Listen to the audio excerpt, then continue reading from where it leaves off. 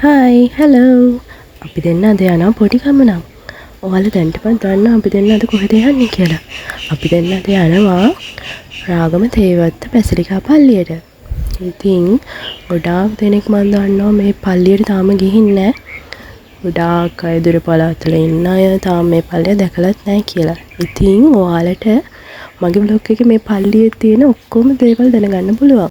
දුර පළාත්වල ඉන්නට මේ පල්ලියට යන්න ඕන නම් ඉස්සලාම රාගමෙන් බහැලා එතනින් එන්න ඕනේ තේවත්ත පාර දිගටම. එතකොට ඔයාලට මෙන්න මේ වගේ හන්දියත් එක්කම අන්න අර වගේ බෝඩ් එකක් පේනවා ලංකාප ස්වාමිදෝගේ සිද්ධාස්ථානය කියලා. මේක තියෙන පල්ලියට ඇතුළු වෙන තැනමයි. ඉතින් බලන්නකෝ.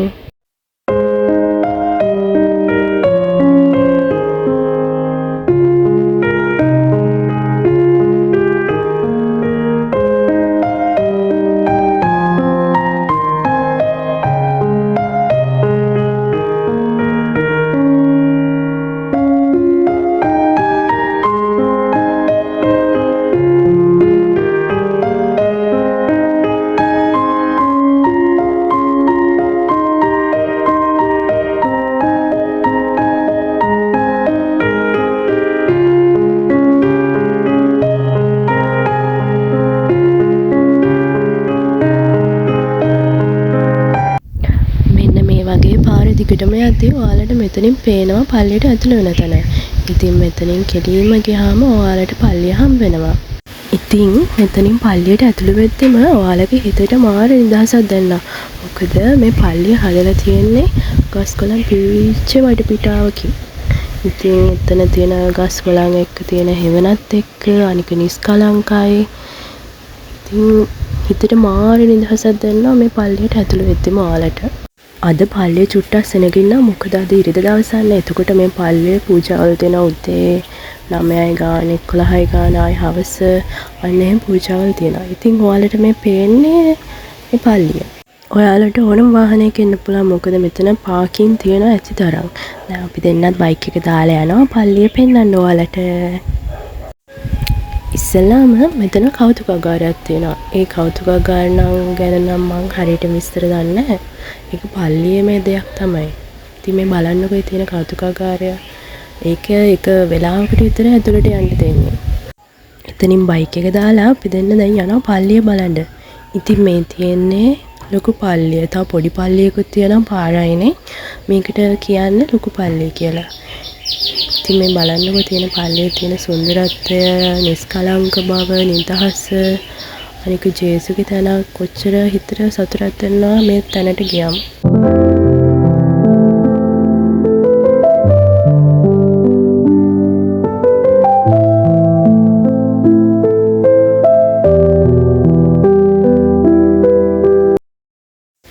මේ තියෙන්නේ පල්ලිය අනිත් පැත්ත. මේ පල්ලිය හදලා තියෙන්නේ කුරුසයක් විදියට. ඒ කියන්නේ උඩ ඉඳලා ඩ්‍රෝන් එකකින් බලද්දි එහෙම පේන්නේ කුරුසයක් වගේ. ඉතින් අපි දෙන්න මේකත් බලාගෙන යනවා දැන් ඉටිපන්දම් පත්තු කරන්න.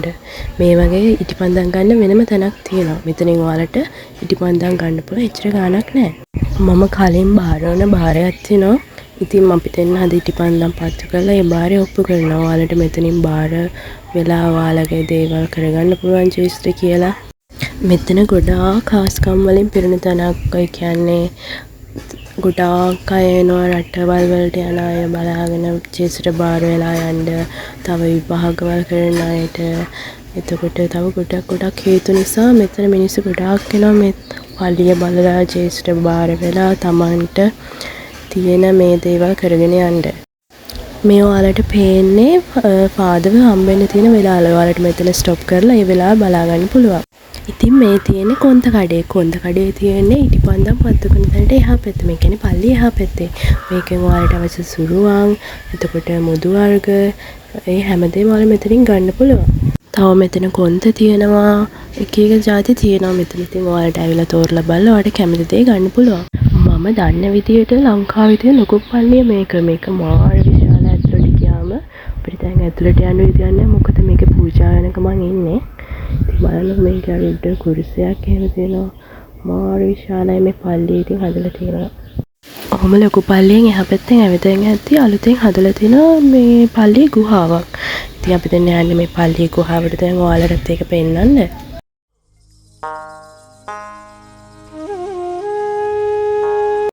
ඉතින් ඔයාලට මේ පැත්තට යන්න පුළුවන්. නැත්නම් එහා පැත්තට තව පාරක් තියෙනවා පල්ලියේ ගුහාවට යන්න.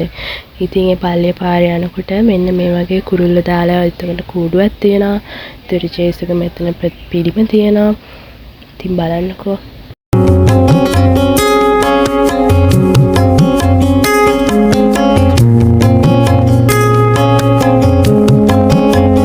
ඉතින් මේ තියෙන්නේ ගුහාවට ඇතුළ වෙන තැන තියෙන පාර. ඉතින් මෙතනින් පඩිපෙළ බහගෙන යන්න තියෙන. නැත්නම් වටෙන් යන්න පුළුවන් පඩිපෙළ නැතුව. ඉතින් අපි දෙන්නා හිමීට අද්දක අල්ලගෙන යනවා ගුහාව පෙන්වන්න ඔයාලට. ආනක පඩිපෙළ තියෙනවා. ඒකට ගස් කොළන් එක්ක හරිම ලස්සන වටපිටාවක තමයි මේ ගුහාව ඇතුළේ තියෙන පල්ලිය වගේම.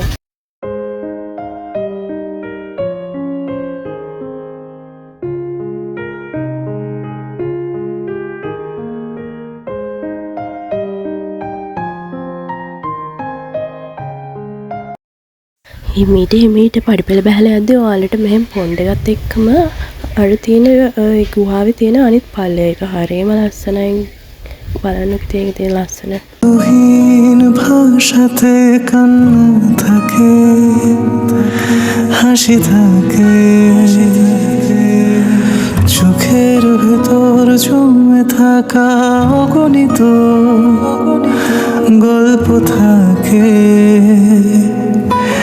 ডাকলে কেউ সাড়া দেয় না তবু ডাকে মন ডাকে নিঃশব্দে পাশে বসে থাকে অচেনা আপন ভাঙা হৃদয় লুকিয়ে রাখে ঠোঁটের কোণে অন্ধকারে আলো জ্বালে ছোট্ট কোনো প্রাণে যদি কেউ ඔයාලට මේ පේන්නේ ගුහාවේ පල්ලෙහාට බැස්සාම එතන ඉඳගෙන ඉන්න බංකො දාලා එතන ගුහාවට වෙලා යාඥා කරන්න ඕන තරම් ඉඩ හදලා තියෙනවා. අද පල්ලිය සුද්ධ කරනවා. ගොඩාක් අය හිටිය සුද්ධ කරන අන්කල්ලා ඇන්ටිලා ඇවිල්ලා.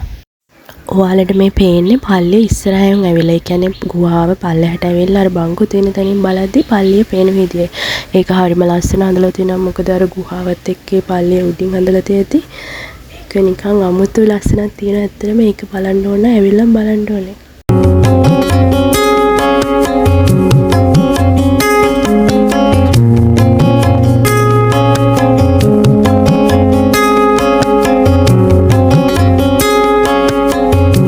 ඔයාලට මේ පේනා වගේ එතන ලොකු දේවමෑණියන්ගේ ඉස්රෝමක් තියෙනවා. දේවමෑණියන්ගේ ඉස්රෝම එහා පැත්තේ ලොකු ගඟක් තියෙනවා. ඒක නම් ඒ කාලේ ඉඳන් තිබ්බා. ඒක හරිම ලස්සනයි. ඒ ගඟ පැත්තට හැබැයි යන්න දෙන්නේ නැහැ මං හිතන්නේ. එතනින් වහලා තියෙන මේ තියෙන ඒ ගඟ ඒක හරිය ලොකුයි. ඒක වටෙන් තමයි ආයි ලොකු පල්ලිය පැත්තට යන්න තියෙන අපිට.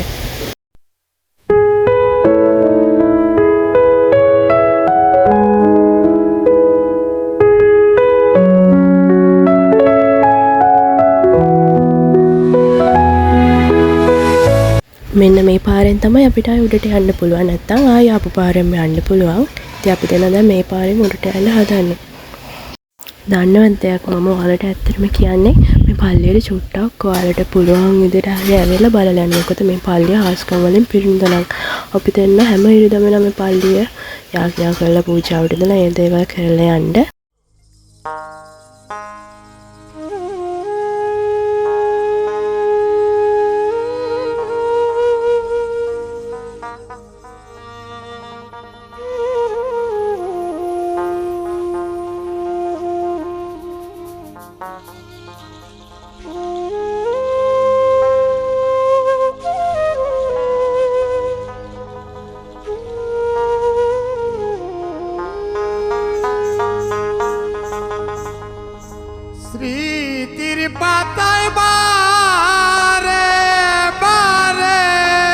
මේ තියෙන මං ඔයාලට කිව්වද පල්ලිය අස් කරනවා කියලා.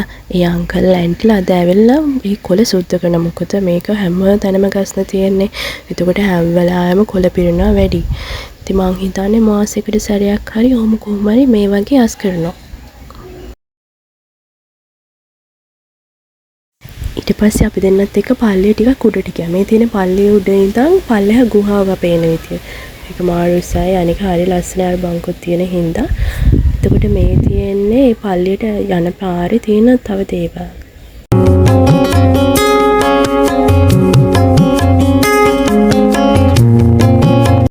අපි දෙන්නත් හිමීට ඇවිදගෙන පල්ලිය පැත්තට ගියා. ඔන්න ඊට පස්සේ මේ තියෙන පල්ලිය ඇතුළ. මේ පල්ලිය ඇතුළ හරිය ලස්සනයි.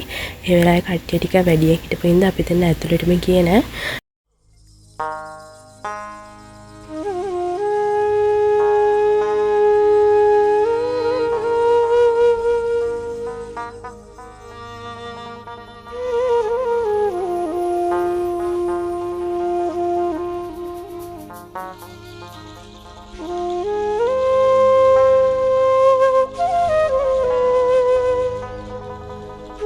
ඉතින් මේ පල්ලිය බලලා ඊට එහා පැත්තෙම තියෙනවා මේ වගේ පොණ්ඩ එකත් එක්කම සුරුවමක් දෙමෑණියන්ගේ සුරුවමක්. ඉතින් මම එතනටත් ගිහලා යාඥා කරලා හිමීට ආවා.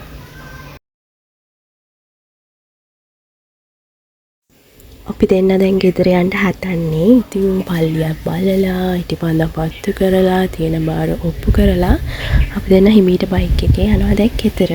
ගෙදර යනකොට තව දේවල් දෙකක් තුනක් තියෙනවා මම ඔයාලට ඒකත් පෙන්නන්නම්කෝ. මට ඔයාලට ඉස්සෙල්ලා කියන්න අමතක කරලා මේ පල්ලියට ඇතුළු වෙද්දිම එහා පැත්තේ තියෙන අච්චාරු කඩ. එතන අච්චාරු මාරහය එතන ඇන්ටිලා වගේක් එතන අච්චාරු විකුණන්නේ. ඔයාලත් එතනින් අරන් try කරලා බලන්නකෝ. අද දවසට මේ vlog එක ඉතින් ඉවරයි. ඔයාලා like එකක් comment එකක් දාලා මේ vlog එක හොඳද කියන්නකෝ. නැත්නම් ඔයාලත් මේ තැනට ගිහින් තියනවාද කියලා මට කියන්නකෝ. bye bye.